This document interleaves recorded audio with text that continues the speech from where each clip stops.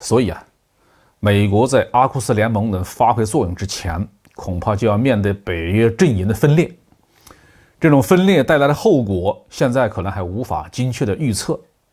但是可以肯定，更多的闹剧即将上演。各位网友，大家好，这期的话题我说一说美英澳小联盟会不会导致北约的分裂？我认为难说。新中国成立以后有句话比较出名那就是帝国主义不是铁板一块，这是对西方阵营的客观的描述美国牵头成立了北约，几乎把所有的西方列强都囊括进去了。但是这些帝国主义国家和曾经的被殖民、被压迫国家之间存在着各种各样的尖锐的矛盾。有些矛盾是由宗教、民族、王位继承领地的归属等等引起来的，历史悠久而且无法调和。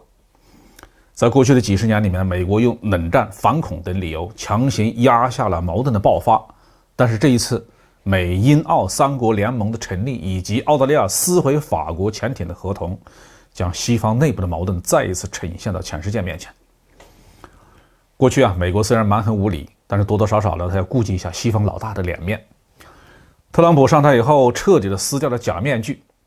不但对联盟义务没什么兴趣，而且还经常要敲打、敲诈盟国，让欧洲的那些北约国家是惶恐不安拜登上台以后，欧洲盟国一度认为，那个美国的老大哥又回来了。但是8个多月过去，欧洲国家发现拜登根本就是蔑视欧洲，尤其是蔑视法国。拜登宣布不再反对德国和俄罗斯之间的北溪2号天然气管道工程。那美国的态度这个转变是沉重的打击了一心投靠美国的乌克兰。乌克兰为了反对这条管道工程几乎与俄罗斯快要发生武装冲突了。至于澳大利亚撕毁法国潜艇合同的事件，更加表明了美国根本没有把北约盟国放在眼里。哪怕是像法国这样的拥有战略核武器的联合国的安理会的常任理事国，澳大利亚潜艇事件最为恶劣的情节是三国处心积虑、蓄谋已久，但是却把法国蒙在鼓里。根据英国《每日邮报》援引英国首相官邸的消息证实，最早在6月的 G7 峰会上，英国的首相约翰逊就已经和美国的总统拜登、澳大利亚总理莫里森讨论过有关潜艇的事宜。峰会结束以后7国领导人还摆开1米的间隔合影，一副西方团结如一人试看天下谁能敌的样子。英国的《每日电讯报》还披露英美澳组建阿库斯联盟，秘密的撕毁法澳潜艇交易的具体的工作，在英国政府内部是一直都没有停歇。但是有关的文件被列为了最高机密，讨论仅限在内阁简报室内进行，也就是说，只有首相约翰逊和内阁成员才知道。英国的《泰晤士报》在9月19号爆料说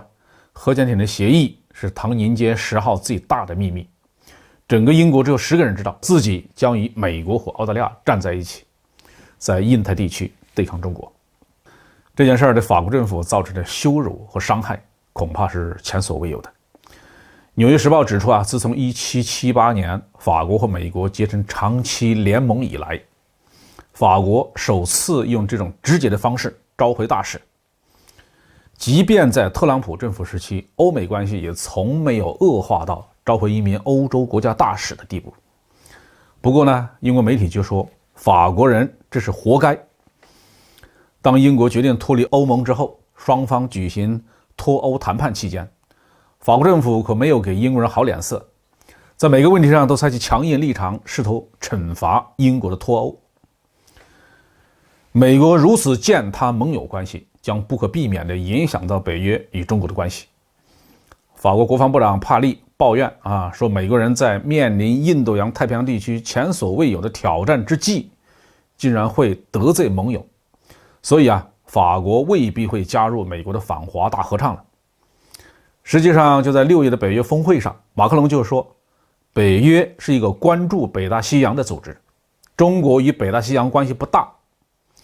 德国的总理默克尔也表示，俄罗斯才是北约的最大的挑战。